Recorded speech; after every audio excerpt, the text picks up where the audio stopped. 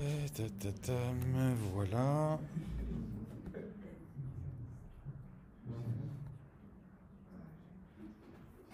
Allez, on va le laisser comme ça. C'est bon? Ok. Donc, MTV, deuxième partie. Oui. Du coup, pour résumer un peu la semaine dernière, donc voilà, MTV, chaîne télé américaine, née dans les années 80, qui diffusait des clips, qui a révolutionné l'industrie musicale avec la popularisation des clips. Du coup, deuxième partie, mutation et exportation, où MTV devient le porte-parole d'une jeunesse, donc la décennie 86-96. Avec un pic culturel et une exportation. Donc ça y est, MTV est absolument partout et va envahir les États-Unis et elle va naturellement se développer à l'étranger, donc à partir de 87 en Europe et à partir de 93 dans le reste du monde, donc en Amérique latine, Asie du Sud-Est et au Japon en 93 aussi. Par son succès, MTV a montré aux industries culturelles que les jeunes étaient un public extrêmement lucratif et les industries culturelles se sont rendues compte que que ce sont les jeunes qui faisaient tourner l'économie culturelle et que ce sont les jeunes qui dictent les nouvelles tendances. Euh, Même si en réalité ça a commencé avant, après la Grande Guerre, enfin après la Seconde Guerre mondiale, on l'a vu notamment avec le mouvement rock des années 60, avec Elvis et les Beatles. Pour la mutation donc, en 85, MTV se fait racheter par Viacom et va adopter une toute nouvelle stratégie économique. En effet, ils se rendent compte que en fait, la diffusion de musique, ça a un plafond à la fois économique et au nombre d'audience. Et notamment pour le plan économique, parce qu'en fait, MTV ne paye pas les droits pour la diffusion des clips, mais en retour, ils ne gagnent aucun argent de la diffusion de ces clips.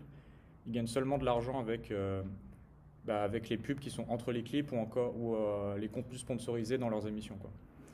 Euh, et donc, à partir de 86, MTV va commencer un virage dans ses programmes de diffusion avec MTV Spring Break, qui sera ce qui est en fait les prémices de la télé-réalité. Euh, Parce qu'il faut savoir, donc, comme je l'ai dit, jusqu'en 86, la programmation de MTV elle est 100% musicale. Euh, et donc, ils ont eu une idée, donc c'était que pour le programme de l'été, en fait, ils vont se baser sur les spring break. Donc, les spring break, qu'est-ce que c'est? C'est une tradition américaine, en fait, c'est littéralement les vacances d'été des étudiants. Et elles sont mises en place à partir des années 40 aux États-Unis. Et à partir des années 60, il va y avoir un développement culturel de tout cet univers avec la grande mode notamment des surfeurs californiens, des plages paradisiaques et des bières à foison, notamment dans cette période estivale. Et il y a de nombreux films qui vont mettre en scène tout cet univers des Spring Break et MTV va vouloir surfer sur ça, sans mauvais jeu de mots, en décidant de lancer une couverture médiatique des Spring Break en Floride, en organisant des concerts et aussi tout un tas d'émissions à plateau avec ciel ouvert et avec différents jeux. Donc là, on a des jeux sponsorisés par Coca-Cola, par exemple. On a voilà, des tirs à la corde avec je sais pas, un tas de pizza au milieu. On a des concours de bikini qui ont très mal vieilli d'ailleurs. Enfin voilà, plein de jeux d'été. Enfin voilà, c'est un peu les prémices de la télé-réalité. Et c'est c'est justement en montrant le quotidien de ces jeunes étudiants festivaliers durant leurs vacances d'été que le public va apprécier ce côté naturel et ça va extrêmement marcher en fait pour la chaîne. Et les MTV Spring Break vont devenir une tradition annuelle de la chaîne. À côté de ça, au niveau musique, il y a tout un éclatement musical au niveau de la diffusion d'MTV. Ils vont énormément se diversifier. Donc c'est fini le monopole du rock, de la pop ou de la funk de l'époque. Euh, Ils vont créer En fait, ils vont réorganiser leur diffusion musicale par genre en créant des émissions du coup, qui vont être labellisées autour d'un genre. Donc on va avoir 120 minutes pour le rock alternatif, Headbangers Ball pour le metal, et l'une des plus connues, Yo MTV Rap, qui sera lancée en 88. Euh, En fait, MTV est un acteur majeur de la démocratisation du rap dans les années 90 aux États-Unis. En fait, c'est simple, c'est la première chaîne télé qui diffuse du rap. Au début, ils commencent tout doucement, hein, avec un compromis. En fait, ils vont commencer à diffuser Run DMC, donc un groupe de rap qui déjà à l'époque, dans la scène rap, est vu comme un groupe très grand public, édulcoré, enfin voilà, limite pour les enfants, quoi. Et MTV va diffuser Rock This Way, donc en collaboration avec Aerosmith, un groupe de rock.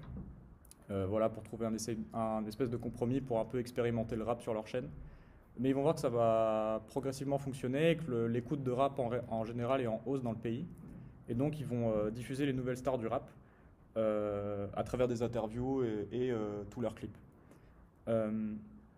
Et donc MTV est la première chaîne qui parle en bien du rap, mais aussi c'est l'une des premières chaînes qui en fait ouvre une fenêtre sur la diffusion des Afro-Américains, mais aussi des milieux défavorisés dans lesquels ils peuvent vivre pour certains. Et aussi c'est l'une des premières chaînes qui va ouvrir une fenêtre pour le public blanc en fait de la télé à justement des enjeux sociaux et politiques que les rappeurs en fait ont à cœur et veulent exprimer sur les grands médias, ce qu'ils ne pouvaient pas avant. Voilà. Autre genre, il y a le grunge aussi, que MTV va massivement diffuser, parce que musicalement, le début des années 90, en fait, chez MTV, c'est marqué par une grande couverture intensive des mouvements dits émergents ou alternatifs, et dedans, il y a le mouvement grunge. Et en fait, ils vont de fait diffuser du coup, toute cette nouvelle vague de rock alternative, dont justement Nirvana, hein, qui va être la grande icône du grunge. Donc là, les images qu'on voit, en fait, c'est des images du MTV Unplugged. En fait, c'était une émission de concert retranscrit sur la télé. Et c'est justement ce concert qui va iconiser le groupe Nirvana et surtout Kurt Cobain. Enfin voilà, l'imaginaire qu'on a de Kurt Cobain, c'est toujours avec ce cardigan vert et sa guitare sèche. Et ben justement, en fait, c'est dans ce concert-là qu'on le voit. Et c'est un concert qui est produit par MTV. Il y a du merch qui va être développé autour de ce concert. Hein. On a carrément des vinyles d'un concert, mais du coup sans les images. Enfin voilà, des t-shirts, des DVD, des CD. Ça va à un point où même ma sœur avait une figurine du MTV Unplugged de Kurt Cobain, pour vous dire à quel point voilà, c'était vraiment un sacré... Enfin voilà, il y a eu enfin voilà, ça a vraiment été iconique comme concert dans le mouvement grunge. MTV va aussi développer le courant électro dans la fin des années 90, parce que c'est un mouvement qui arrive progressivement en Europe. Et donc ils vont, du coup, toujours dans cette logique de diffuser ces mouvements émergents, enfin ces mouvements émergents, ces groupes, ces petits groupes à connaître qui vont exploser. Voilà, ils vont aussi diffuser un bout de cette nouvelle vague électro qui arrive dans les années 90. MTV essaye donc d'être présent absolument partout pour capter le plus de jeunes possible. Et il y a un livre qui est très intéressant de Frédéric Martel, Mainstream. C'est un livre, c'est l'un des derniers best-sellers des 10 dernières années sur les études des industries culturelles. En fait, c'est une étude sur le terrain dans 35 pays où justement Martel va aller étudier les grandes industries culturelles du monde, et ça passe de Hollywood à Bollywood à voilà, l'industrie culturelle en Chine, en Afrique subsaharienne, au Mexique ou au Japon, quoi. Et il y a un chapitre sur MTV. Et dans un entretien avec le président de MTV, donc Brian Graden, on voit que du coup la directive elle n'a pas été lâchée. Donc je cite: mon métier, reprend Graden, c'est l'entertainment, c'est de donner aux gens du plaisir. Cela consiste à faire en sorte que les jeunes aiment ce qu'on leur propose. Direct, donc là c'est Martel qui parle. Direct, j'ose une critique sur le type de musique formatée de MTV. Frédéric, me répond Graden d'une voix douce: je suis fier de mon audience, je suis fier du goût de mon public, j'aime mon audience, les jeunes, c'est important de les aimer. Donc ça c'est des propos qui datent je crois que c'est de 2009 à l'époque de l'entretien. Et à travers cet extrait, on retrouve là une des critiques majeures de MTV aussi, qui était qu'au fond, derrière leur soi-disant image cool, à la mode, anticonformiste, la chaîne ne faisait que suivre des tendances installées ou en cours d'installation. Et enfin voilà, on l'a vu dès ses débuts où la chaîne était brandée rock. En fait, elle passait en réalité du soft rock et de la pop mainstream. Même si elle ne passait pas que ça, Martel a une analyse assez claire. Martel a une analyse plutôt claire sur la position culturelle de MTV au sein de l'industrie. Donc là, je cite: la place de MTV dans l'histoire de la culture pop est essentielle. Elle crée, comme au même moment, le lien manquant entre la culture et le marketing, entre la musique pop et la musique ad publicitaire, entre la culture de niche et la culture de masse, et relie deux univers qui se pensaient séparés, mais se découvrent mêlés, celui de l'art et celui du commerce. À partir de la naissance de MTV, il sera de plus en plus difficile de faire la différence entre ces deux mondes. Voilà. Et on le voit donc, MTV va va se diversifier de plus en plus, mais tout en gardant tout de même un pied dans la musique, mais on a une émergence progressive de contenus non musicaux. Avant l'apparition de Spring Break, on a 100% de musique, et entre 87 et 96, on passe à 56% de la programmation qui est de la musique, et le reste, voilà, c'est du pur divertissement. Et dans ce reste, on a notamment le développement de dessins animés avec Liquid TV. C'était un programme en fait qui diffusait des petits dessins animés indépendants, assez burlesques, dont notamment Beavis and Butthead, qui va devenir une grande référence dans le monde de l'animation américaine. C'est notamment ça qui a inspiré les gros trucs genre South Park, Simpson, enfin des trucs très satiriques sur la société américaine. Et aussi, on a d'autres trucs un peu plus burlesques. Bon là, j'ai plus la vidéo, mais c'était Soap Opera par exemple. Donc c'est un dessin animé où en fait c'est du soap opéra du coup, mais avec des vrais savons. Bref. Mais voilà. Ensuite, donc l'empire MTV continue de s'étendre sur le monde, et en 92, on va avoir la création de The Real World, et ça va créer un nouveau tournant dans la chaîne et dans l'industrie de la télévision et du divertissement en général. En fait, The Real World, c'est l'invention de la télé-réalité. C'est la grande révolution dans le monde de la télévision et de l'industrie du divertissement. Et le concept, c'est du coup, c'est ce qu'on connaît aujourd'hui. Hein. C'est une douzaine de jeunes dans une maison, et le but, c'est pas de scénario, rien d'écrit, on les filme et c'est eux qui créent le contenu. Et tout ça, ça vient de ce qu'ils ont compris avec leur première expérimentation avec Spring Break. Et pour les spectateurs, c'est littéralement du jamais vu. Hein. C'est un programme où il y a, du coup, comme j'ai dit, aucun scénario. Et voilà, et c'est cet aspect 100% réel qui va énormément plaire aux jeunes et va faire exploser les audiences de la chaîne. Et voilà, et The Real World, dans son contenu, en fait, c'est donc du divertissement pur, hein, sensationnel, basé sur des gossips, des dramas et des conversations et des occasions typiquement, et des occupations typiquement jeunes, quoi, et adolescentes. Et voilà, et c'est les prémices c'est l'invention même de la télé-réalité, et ça arrivera 10 ans plus tard chez nous en France avec Love Story, qui sera plus tard appelé Secret Story. Ce qui en vient à la partie C, donc MTV, c'est aussi l'expression de toute une jeunesse. Parce que dans The Real World, au-delà du côté télé-réalité assez méprisant qu'on peut avoir, extrêmement bête et tout ça, en fait, derrière ce côté provocateur, en fait, The Real World va amener de véritables sujets qui ne sont pas abordés dans les médias de masse. C'est la première émission en fait, qui montrait réellement la jeunesse des années 90, où on pouvait trouver des discussions sur le sexe, les questions LGBT, la religion, la politique, le sida et tout autre sujet sociaux peu exposé par les grandes chaînes médiatiques. On a notamment un des participants, Norman Corpi, qui en fait est là. En fait, c'est la toute première personne de la télé à s'identifier publiquement comme bisexuel.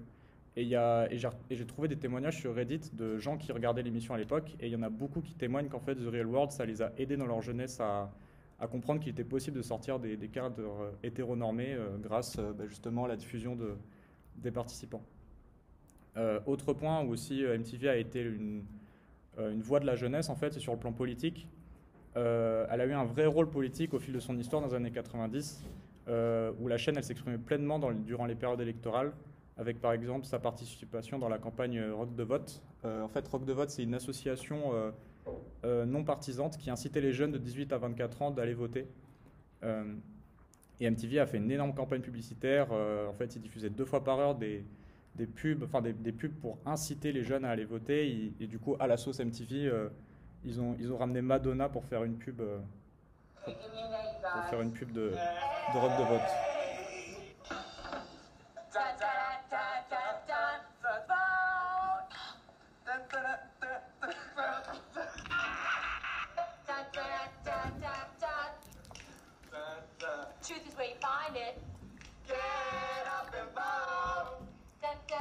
Enfin bref, voilà. Donc vraiment la sauce MTV, quoi.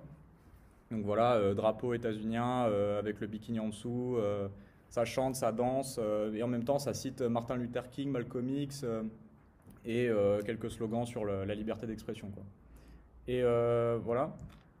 Autre événement aussi pendant l'élection de 92, donc, MTV a carrément fait une émission en plateau avec Bill Clinton qui s'appelait Facing the Future, où en fait Clinton donc venait sur le plateau et répondait aux questions des jeunes Américains qui étaient dans le public. Et du coup, on a plusieurs questions en fait sur des enjeux des jeunes. Par exemple, il y avait des questions sur le parental advisory, donc c'est le petit label en dessous enfin c'est le petit logo en fait en dessous à côté, enfin en dessous des albums de rap en fait qui annonçaient des propos violents et tout. Il y a des questions sur si Clinton il recycle ou pas, sur le système, sur aussi il y a des remises en question du système des partis divisés en deux avec les démocrates contre les républicains. Il y a des questions sur les représentations des latino-américains dans le corps politique, enfin voilà, des questions sur l'économie du pays qui sont posées par les jeunes dans l'émission, et aussi des choses plus sur son quotidien, donc les journaux qu'il lit, comment il a découvert le rock, l'artiste préféré de Bill Clinton, son groupe préféré, enfin voilà, plein de questions un peu plus légères. J'ai regardé l'émission, il y a une fille qui allait lui demander s'il était plutôt slip ou caleçon.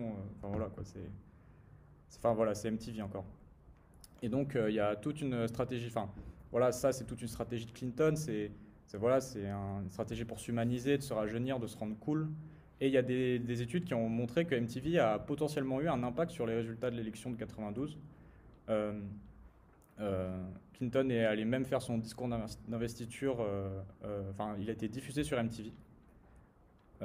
Pour voir, enfin voilà, il y a eu un vrai lien en tout cas entre Clinton et MTV.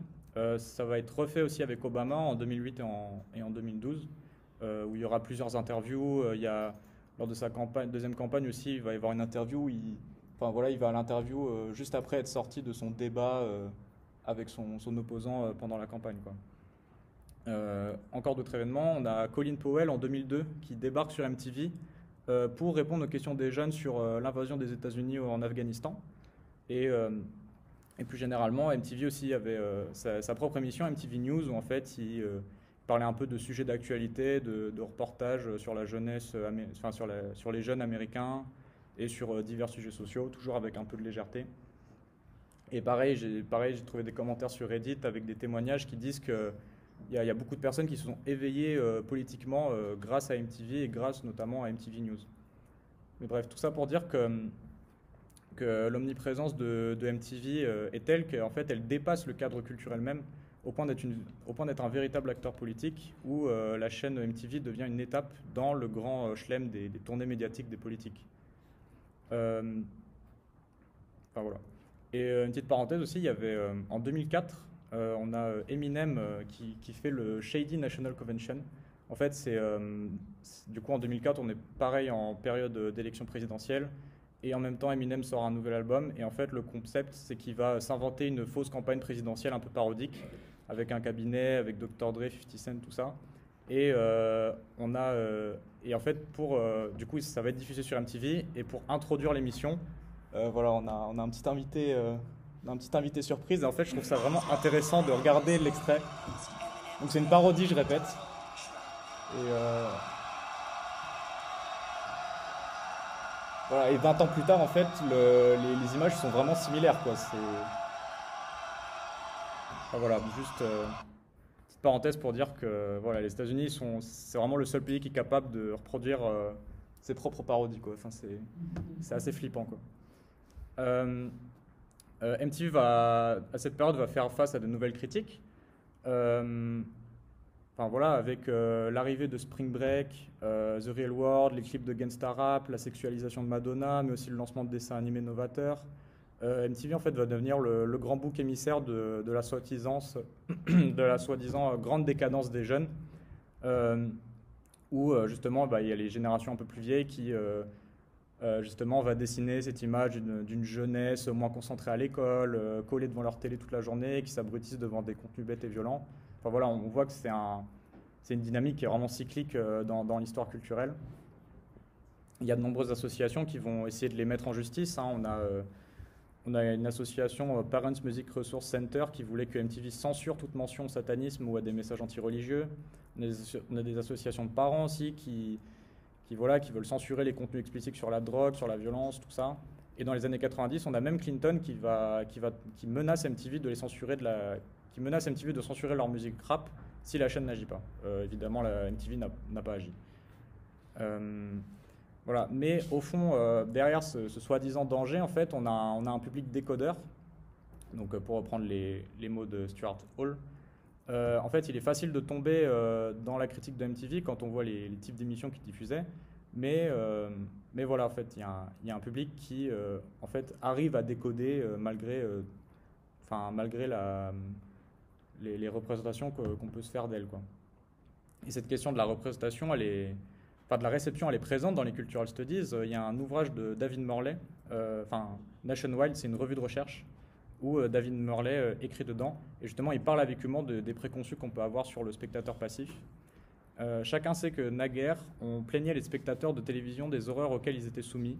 Ces êtres malheureux et passifs, jamais les commentateurs, toujours les autres, avaient le choix entre l'état de zombie, le statut de consommateur et la catotanisation par l'idéologie bourgeoise. Bien heureusement, on découvrait un jour que ce musée des horreurs relevait d'un malentendu. Les supposées victimes de la société de masse se portaient bien, merci. Loin d'être catatoniques, elles étaient au contraire tout à fait alertes et activement employées face à leur poste à épingler les connotations furtives, à résister aux séductions hégémoniques et en général à déjouer les ruses de l'idéologie. Nous pouvons tranquillement ranger les mouchoirs, les consommateurs passifs sont un épousantail désuet. Enfin, voilà, ce cliché du consommateur, du coup, il est totalement... il a très vite été déconstruit dans les études culturelles, mais il ne faudrait pas non plus tomber dans une espèce de surestimation de l'activité du réceptionneur. Je suis tombé sur un passage de Catherine Détresse dans son livre Sociologie de la culture. C'est un livre qui résume très bien l'histoire culturelle d'ailleurs. Et il y a un extrait qui est assez intéressant. La question ultime, au-delà de cette glorification des traces d'opposition, est en effet celle de l'efficacité de ces résistances. Même s'il existe de telles lectures oppositionnelles, il reste à savoir si elles affectent de quelque manière que ce soit les relations de pouvoir. Il peut être agréable de contester le programme qu'on le regarde, mais cette contestation a-t-elle des conséquences? Donc là, elle cite Morley. Cette question est fondamentale et traverse tant les domaines d'études des mouvements sociaux que celle des cultural studies ou des gender studies.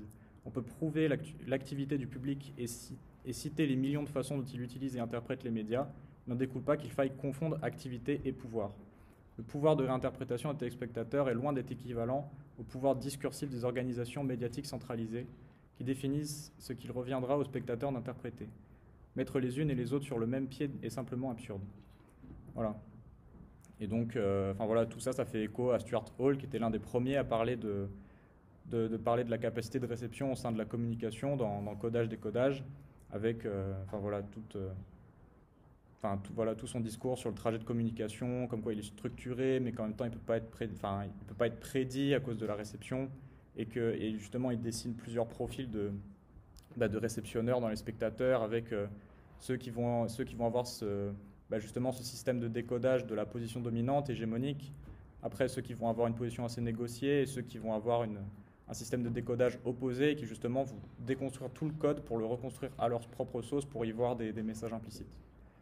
Voilà, mais bref, tout ça pour dire que en fait, MTV, elle est dans une dichotomie constante et à plusieurs dimensions. Enfin, voilà, il y a cette dichotomie artistique contre commerciale, contre culture de masse, logique publicitaire contre les diffusions d'un mode de vie jeune, le progressisme contre les logiques dominantes, l'abrutissement et le divertissement à l'extrême, et à côté les revendications sociales qu'elle peut diffuser, quoi. Et face à tout ça, du coup MTV, ça dessine un cas extrêmement complexe et paradoxal où le public peut, dans MTV à l'époque, le public pouvait à la fois y trouver du bon comme du mauvais. Et du coup, Grand 3. Donc là, c'est la dernière grande phase de MTV. Hein. C'est là où elle abandonne complètement la musique pour se tourner purement dans le contenu de télé-réalité. Ça commence en 96 où il y a une bascule. En fait, voyant que le lancement de la télé-réalité, du coup, ça a boosté les audiences de la chaîne, MTV va continuer sur la même dynamique. Et en 96, du coup, elle va basculer avec une myriade de nouvelles émissions, notamment une des plus majeures, c'est Total Request Live. Donc là, c'est toujours une émission de musique. Et en fait, cette émission, ça va être une nouvelle mini-révolution dans l'industrie musicale où en fait, MTV va commencer à exploiter les relations parasociales entre artistes et public. Où en fait, le concept, c'est un plateau télé juste ici, c'est un plateau télé qui est situé en plein Times Square, on voit juste derrière. Le décor, c'est une énorme vitrine qui donne sur Times Square. Et en fait, l'émission, c'était qu'ils invitaient un artiste et c'était des petites séries d'interviews entrecoupées par des clips et tout ça. Et en bas de Times Square, justement, on les voit juste ici. En fait, pendant l'émission, il y avait un nombre incalculable de fans qui bloquaient Times Square pour espérer voir la star depuis la fenêtre de l'étage du building. Et voilà, et l'émission est devenue tellement connue que être invité au Total Request Live, en fait, pour un artiste, c'était automatiquement passer top 1 des écoutes dans le pays. Et enfin voilà, grâce à cette émission, MTV a encore réussi à être le canal numéro 1 pour la promotion musicale. Et Total Request Live, c'était devenu une étape nécessaire pour la promotion d'un album d'un artiste. À côté de ça, on a aussi l'arrivée d'une toute nouvelle génération. C'est notamment l'arrivée des boys bands et des girls bands, avec Spice Girls, Backstreet Boys, NSYNC, mais aussi d'autres pop stars comme Christina Aguilera, Avril Lavigne. On a aussi Beyoncé et Jay-Z qui commencent à s'afficher comme un couple publiquement. Et aussi toute une nouvelle génération de rappeurs avec Eminem, Puff Daddy, DMX, Missy Elliott et Ja Rule. En parallèle, le rock et ses dérivés, ils commencent à mourir peu à peu. MTV va tenter de relancer le genre en diffusant des groupes un peu plus teen rock comme Linkin Park, Sum 41, Green Day, mais ça va rapidement. En fait, le genre va rapidement mourir et les critiques et de l'industrie musicale avaient commencé déjà à prédire ça et MTV va lui aussi tomber le genre. On a aussi, en même temps, on a aussi Internet qui se démocratise. Et en fait, ça va être justement l'acteur majeur en fait de la fin de MTV, où les musiques et les clips en fait ils deviennent ultra accessibles grâce à Internet, ils deviennent gratuits et à la carte. On n'a plus besoin d'attendre des heures pour voir son artiste préféré à la télé. Et maintenant, grâce à Internet, il suffit de quelques clics pour trouver la chanson qu'on veut écouter, quoi. Et le livre mainstream mentionne cette reconversion. Voilà. Ainsi, MTV a en même temps réaffirmé sa vocation générationnelle en se recentrant sur les 15-34 ans et tourné le dos aux clips banalisés sur Internet pour leur préférer des formats plus interactifs, la télé-réalité, le stand-up, comédie et le talk show. Les séries animées qui ont fait le succès de MTV sont relâchées fortement et des séries télévisées originales produites. On a repris le contrôle sur nos contenus, on n'est plus un robinet à clips, explique Graden. Et nous testons des milliers de formats et de pilotes, mais nous n'en sélectionnons que très peu à la fin. Voilà. Autre citation, donc là c'est Martel qui parle. En visitant le motel, le bâtiment où sont testés ces projets pilotes, donc de MTV, de l'autre côté de Colorado Avenue, je suis frappé par la capacité à innover et à abandonner sans état d'âme la plupart des prototypes, à imaginer tous azimuts et à renoncer en permanence. La création-destruction est une dimension essentielle de l'innovation des industries créatives.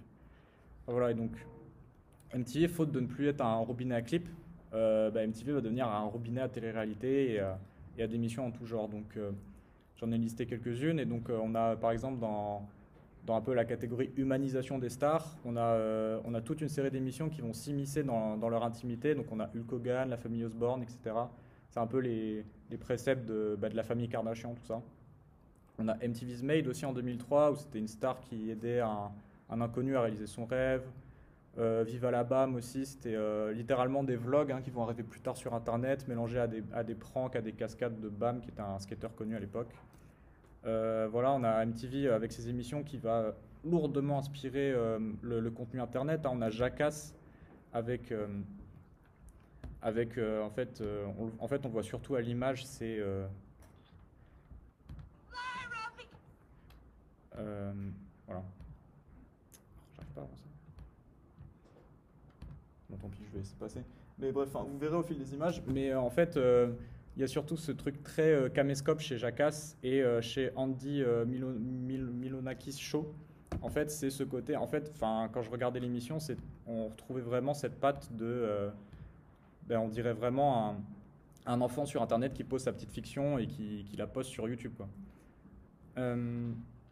Et on a Punk'd aussi, voilà, qui a été un peu l'inventeur des pranks à la télé et qui a ensuite été très facilement exporté sur Internet. On a aussi des jeux télé avec Fear Factor, Celebrity Rap Superstar, Wild 'N Out. Aussi dans la catégorie un peu pic d'hyperconsommation, on a Pimp My Ride en 2004, où en fait MTV, il y a une grosse mode du tuning à l'époque, et MTV en fait va en profiter et vont créer une émission donc où en fait ils prennent des voitures d'inconnus et ils les pimpent pour en faire des voitures un peu ridicules. Et en fait c'est une représentation, on est dans une époque aussi où enfin, voilà, la basse consommation, l'écologie, tout ça, c'est des débats qui sont pas trop mentionnés dans les grands médias, et du coup on se retrouve vraiment avec des trucs ridicules. Enfin voilà, on a un jacuzzi inclus dans une voiture, un truc à UV, une fontaine à chocolat. Enfin c'est vraiment l'hyperconsommation américaine, quoi. On a même eu une version française de Pimp My Ride qui a très mal marché avec Ramsey en présentateur, parce que voilà, enfin ça colle vraiment pas du tout avec notre culture européenne, quoi. Dans d'autres genres, dans ce genre-là aussi, on a MTV Cribs. En fait, c'était des visites d'appart de stars. Et pareil aussi, enfin voilà, représentation de l'hyperconsommation, des dressings infinis, des collections de voitures immenses. Enfin voilà, on a notamment l'épisode de 50 Cent où il dit qu'il a 17 cuisines, et à un moment dans l'émission, il en visite une, il dit bah celle-là, elle l'a jamais utilisée, je suis jamais rentré dedans. Enfin voilà, c'est toute l'illustration de l'hyperconsommation américaine, quoi. Et on a aussi, voilà, on a des émissions toutes plus légères que les autres. On a Next, qui était devenu très connu. Son dérivé avec Exposed. On a Celebrity Deathmatch aussi, qui en fait c'était une série en pâte à modeler où il faisait affronter des grandes stars sur un ring. Et voilà, bref, avec ce virage pleinement assumé, le contenu musique de MTV est donc de moins en moins visionné. Il est en train de récupérer les fans d'antan en lançant MTV2, donc une deuxième chaîne MTV en 96, qui justement reprend l'ancienne recette en ne diffusant que des clips. Mais voilà, MTV assume pleinement son virage, et entre 97 et 2008, on compte plus que 25% du programme de MTV qui est en lien avec la musique. Les années 2000, en fait, ça va être marqué donc à une lutte face à Internet, donc avec la démocratisation des réseaux sociaux, mais aussi du téléchargement illégal de musique. MTV va lâcher pour de bon la musique, parce que les jeunes, en fait, ils n'ont tout simplement plus besoin de la télé pour en écouter. Et même s'ils ont su s'adapter face à cette nouvelle concurrence qu'est Internet, Internet va aussi prendre le dessus, enfin va commencer à prendre du terrain sur le contenu purement divertissement avec YouTube et l'arrivée des réseaux sociaux. Et donc de 2008 à 2016, le catalogue de MTV, il est représenté à 95% en tant que pur divertissement, et il n'y a plus que 5% de musique. Nos statistiques aussi, c'est en 2000, MTV diffusait 8 heures de musique par jour, et en 2008, elle en passe plus que 3. Donc voilà, la coolitude de MTV, elle est remise en question dans la fin des années 2000. L'audience de Total Request Live, elle est en baisse, ça va prendre fin en 2008. Les seuls gros coups médiatiques qu'ils vont avoir en musique, c'est avec les VMA, donc leur cérémonie des Music Awards. Mais il y a certains scandales qui vont être... il y a des coups médiatiques qui vont surtout être des scandales, notamment en 2009 avec Kanye West qui va interrompre Taylor Swift pour lui dire qu'elle ne mérite pas son prix. Mais ils arrivent quand même à faire de grosses audiences. En 2011, par exemple, où c'est un record avec 12,4 millions de téléspectateurs quand Beyoncé annonce notamment sa grossesse. Enfin voilà, en musique, ils arrivent encore à faire de l'audience, mais c'est vraiment très ponctuel, quoi. Enfin, c'est très rare, quoi. Et en réaction à tout ça, il va y avoir une vague d'émissions que MTV va développer, hein, donc beaucoup de jeux, de contenu de divertissement, télé-réalité, quoi. Et malgré le terrain qu'Internet prend, MTV va rester un empire durant toute la décennie 2000, et elle va s'exporter aussi. En se lançant numériquement, MTV va développer 390 sites. Elle va faire une collaboration avec MySpace. Ils vont aussi développer des jeux vidéo qui vont être des dérivés de leur émission. Donc là, on voit Beavis and Butthead, Jackass, Pimp My Ride. Il y a Rock Band aussi, qui est un jeu original qui est en fait le seul jeu de MTV qui va marcher. Et voilà, pour citer Frédéric Martel, donc il dit que MTV a basculé dans le mainstream pluriel. Et il cite aussi un propos de Thierry Camas, PDG de MTV France, qui dit que c'est une pipeline auquel on s'approvisionne de contenu. Voilà. Et donc les années 2010 vont devenir de plus en plus dures pour MTV, mais il y a une émission qui va les sauver notamment, et c'est Jersey Shore. Jersey Shore, donc si vous voyez Frenchy Shore, qui était diffusé l'année dernière sur Canal+, donc cette espèce d'ange de latéralité en beaucoup plus hard et en beaucoup plus, interdit aux mineurs. En fait, ça vient de ça, Jersey Shore, qui est une émission développée en 2009 par MTV, où pareil, le concept, c'est mettre 8 personnes dans une villa et de filmer leurs vacances. Et donc pareil, comme The Real World, l'émission se concentrait sur les soirées, les embrouilles, les commérages entre les candidats et tout ça. Et même si en soi Frenchy Shore c'est l'adaptation française de Jersey Shore, Jersey Shore, au final, je pense que c'est plutôt un précurseur des Anges de télé-réalité qui va arriver 2 ans plus tard, en 2011. L'émission, elle va inscrire des audiences records dans l'histoire de MTV. La première saison, elle va rassembler 1,3 million de spectateurs. La saison 2, ça explose, ça passe à 5,5 millions. La saison 3, il y a un épisode qui va être à 8,4 millions et c'est la plus grosse audience jamais comptée de la chaîne à l'époque, hormis les VMA. Et le record, il sera très rapidement battu avec l'épisode 3 de la saison 4 qui va compter 8,87 millions de téléspectateurs. Et il y a même des membres de l'émission qui vont être starifiés, qui auront leur propre spin-off sur MTV, tout comme on a eu en France aussi avec Nabila qui a eu ses propres émissions. Voilà. Autre cas aussi intéressant, c'est 16 and Pregnant. Donc là, tout est dans le titre en fait. C'est une émission qui va filmer des jeunes mères mineures en fait, et on va suivre toute leur grossesse et toutes les angoisses et les enjeux que ça implique.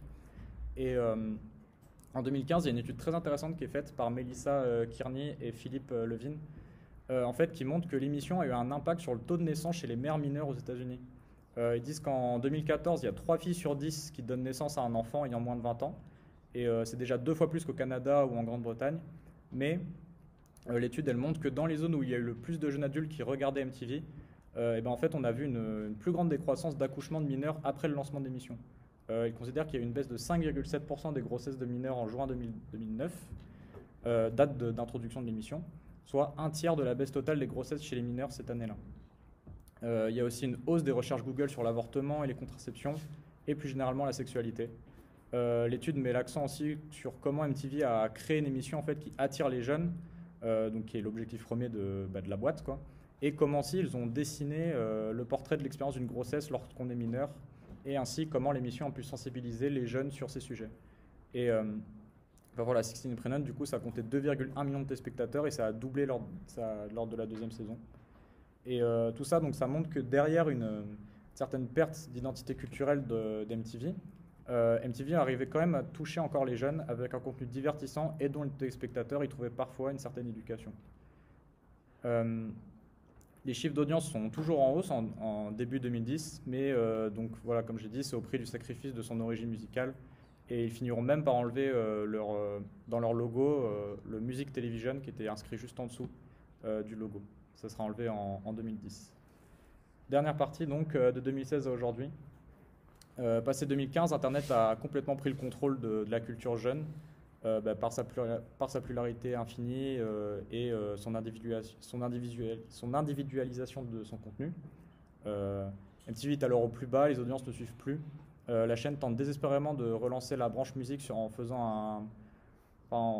reproduisant Total Request Live. Mais le public ne va pas suivre parce que simplement en fait, le public a grandi ou alors il n'a jamais connu MTV avant et préfère rester sur Internet. La seule émission qui fonctionnait, c'était Ridiculousness. C'était une sorte de zapping d'Internet avec d'anciens extraits de la chaîne qui diffusent et aussi des courtes vidéos ayant fait le buzz avec un présentateur et un plateau et quelques invités pour y réagir. C'était une émission qui... En fait, c'était leur seule lueur d'espoir au niveau des audiences. Et cette émission donc, de zapping, en fait, ils vont même finir par la diffuser 24 heures sur 24 tellement ils n'ont plus rien à diffuser sur la chaîne. Et même encore aujourd'hui, si vous regardez le programme d'MTV, donc la chaîne principale, en fait, vous regardez tout l'agenda. En fait, toute la journée, c'est juste cette émission passée en boucle. Et donc voilà, MTV est vraiment, est quasi mort du coup à notre époque. Il y a la cérémonie des VMA qui reste encore un petit événement dans l'industrie musicale américaine, mais ça se cantate à être la cérémonie de second rang derrière les Grammy. MTV aura tout de même laissé un héritage au sein de la culture Internet. Voilà, faut savoir que les premiers vidéastes et influenceurs qu'on connaît aujourd'hui, ils sont issus de la génération X. Ils ont grandi avec MTV naturellement. Il y a un grand nombre de leurs vidéos qui s'inspirent des émissions et des jeux d'MTV. Voilà, la chaîne a vraiment été précurseur de concepts comme les pranks qui pullulaient sur YouTube en 2011-2014, ou même plus généralement le contenu dit brain rot aujourd'hui, donc vraiment le contenu qui pourrit le cerveau dont MTV a été l'un des premiers producteurs. Mais voilà, il y a des enjeux qui concernaient MTV qui persistent encore aujourd'hui avec Internet, comme la starification des artistes, les relations parasociales entre les influenceurs, avec les influenceurs et leur public, le côté people des différentes stars, les paniques morales des plus conservateurs face au divertissement des plus jeunes, l'usage d'Internet par les politiques. Enfin voilà, on a vu, c'était les mêmes stratégies avec Clinton, hein, et tout ça, quoi. Et bref, pour conclure, donc on a vu qu'à travers le cas très dense de MTV, on a un énième cycle de l'histoire culturelle, d'une contre-culture voulant bouleverser les codes dominants préétablis, devant lui-même jouer avec les codes de l'industrie culturelle pour se maintenir en vie, et ainsi devenir, au fil du succès, le nouveau grand empire qui se fera détrôner de nouveau par un nouveau média ou une nouvelle mouvance culturelle. Voilà. Merci pour cet exposé assez exhaustif. Sur un changement de paradigme aussi, hein, tout simplement, la télévision est probablement destinée à laisser sa place à terme à tout ce qui peut passer par le web. Est-ce qu'il y a des questions, des réactions? Non. Vous avez grandi avec la télé ou quasiment pas? Bah oui, hein. Ouais.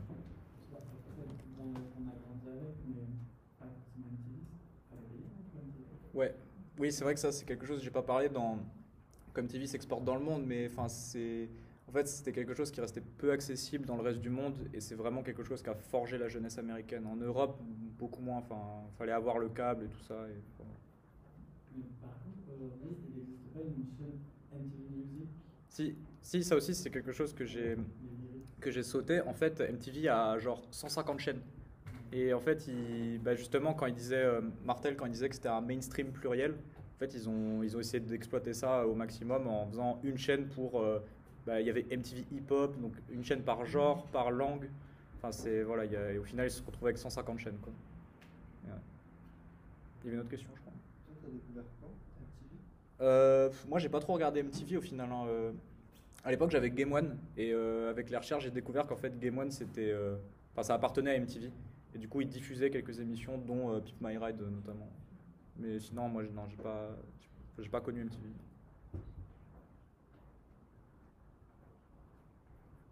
Bon, ben, on vous libère. Oui. On va être votre cosmonaute.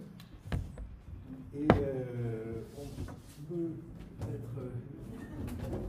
Alors, pour les exposés suivants, est-ce que vous avez besoin de mon ordi ou est-ce que vous avez le vôtre pour projeter? Vous avez le vôtre? Ok. On va tout simplement peut-être...